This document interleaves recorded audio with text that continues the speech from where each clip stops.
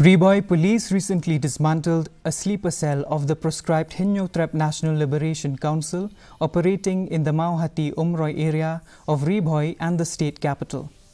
In this connection, police arrested Hnlc's cadres CP Pariat and Kitbong Mujai from Ummat village and Barnabas Lingdo from Khendoso village.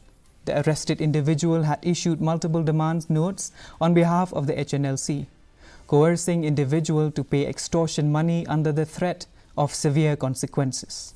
Meanwhile, Deputy Chief Minister in charge Home Police Praston Tinsong has appealed to the Hnlc to stop all criminal activities and to pursue for peace talk.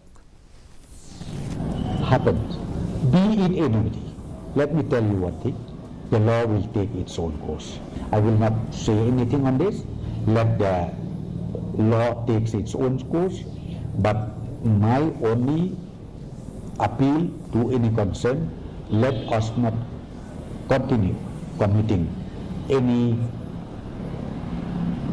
illegal activities or criminal activities, and come forward, work together with the government, work together with everybody for the safety as well as for the growth of the state.